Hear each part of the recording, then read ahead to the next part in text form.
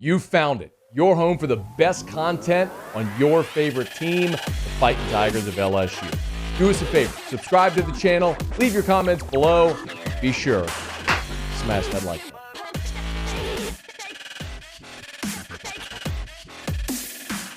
The big breaking news of the day is that Trey Bradford is back with LSU. We'll get to UCLA and look ahead in a second, but I mean, I'm assuming, RC, you being out there, you got at least a chance to put eyes on him at some point. I mean, how big of a deal is this for LSU getting Bradford back into the fold, regardless of when he might be eligible?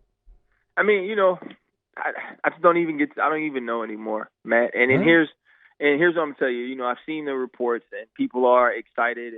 And obviously, you think about someone that talented and at a position of need. First off, which should never be a need at LSU, right? We Agreed.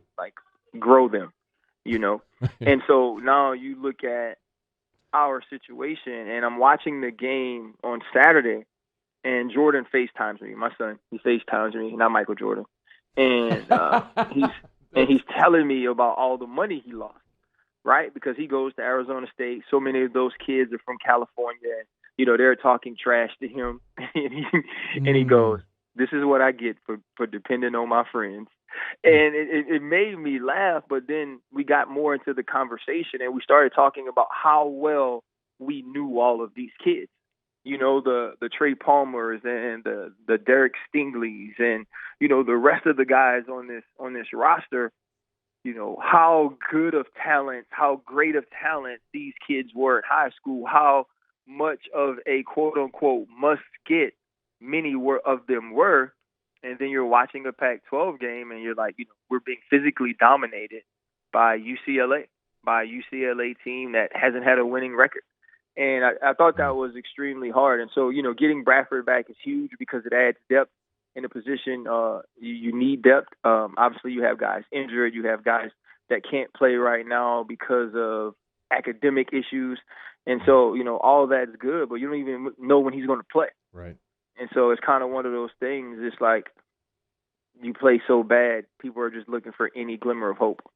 All right, let's go back, and I don't want to. I mean, I know we've recapped the game almost ad nauseum for 3 days, but I do want your perspective on several things. Number one, and I'd actually like to start defensively because that's obviously your specific area of expertise. The conversations that I've had with so many people, fans, right, are that shallow cross, the crossing route, like they just ran it over and over and over again, and LSU couldn't stop it. Why? Why couldn't LSU stop what UCLA seemingly did so many times throughout the game? Well, I think it starts because you couldn't stop the first thing. You couldn't stop the run, right? And so now you begin to make play calls in order to bolster yourself there, or in order to allow you to be strong there. You also look at the fact that you were down linebackers from a depth perspective, right? You lose Jay Ward, who truly is the one guy in that secondary or safety-wise that you were counting on. So now Major becomes the only starter that had a lot of experience with the ones throughout training camp. He was also the last dude to be on the team. And so now you bring in Todd Harris. He's gone after 7 plays, so Jordan Toles have to play. And the crossers will be handled by who? By linebackers and safeties. When you aren't necessarily playing the top of those positions. Obviously, Micah and Dumone were out there. So I think communication was an issue. It was also an issue in the fact that, you couldn't stop the run. And so now any run action that you would get that would put you into a play action or type situation, you were able to get the linebackers drawn up. The one boot, right, for the long touchdown, it's so much that goes into it. Obviously, it's a deep crosser. You lose your backers in the underneath coverage. Major Burns has to make that tackle, period. Very simple. He has to make the tackle, give the team another blade of grass to play.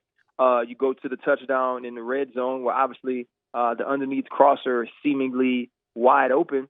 Right, you see the miscommunication between the linebacker and the safety, and then you think about the last touchdown is just man to man, and when everybody's All-American, when the number one corner in the draft is on a kid who couldn't play for LSU if his dad decided to pay LSU to help him play, like he got to make that play.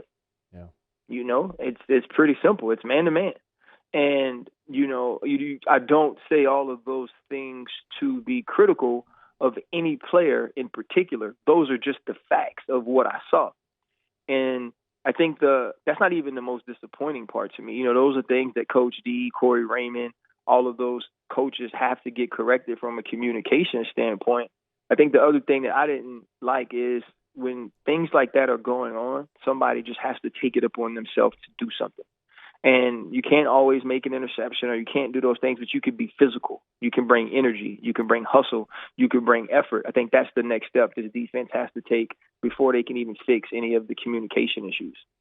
RC, we'll flip it over here in a minute, but I did want to ask one more thing. Like you did highlight there effort, communication, hustle, all those things, but I think the big question that everyone's had, and I'll ask it to you sort of just open-ended so you could take it and run whichever direction you want, but are the issues that LSU had defensively on Saturday fixable, and if so, to what degree?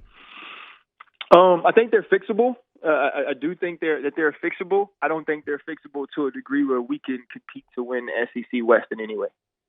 Yeah. I just, you know, and I think, and I use that as the measuring stick because isn't that the measuring stick by which Les Miles was fired? Yeah. And, you know, you asked me a great question last week, which is why, I mean, like you win all the awards here. But for real though, you asked me, you said, RC, what's the one big picture thing, or what's the one thing you're looking forward to this week? And I said, you know, I want to know if LSU can cement themselves amongst the Clemsons, amongst the Alabamas, and even to a lesser tier, you know, Sconey, like, can LSU even beat Georgia? Right? Because in a sense, Georgia has not won a national championship in the time that LSU has. LSU has beaten Georgia for an SEC championship. LSU stumped Georgia here. But I think the overarching or the overreaching perception of that university and of that program is that they're an SEC title type team every year, right? And the SEC is amazingly screwed because Alabama plays in it. Yep. You know, and so when you look at that, is LSU on that level?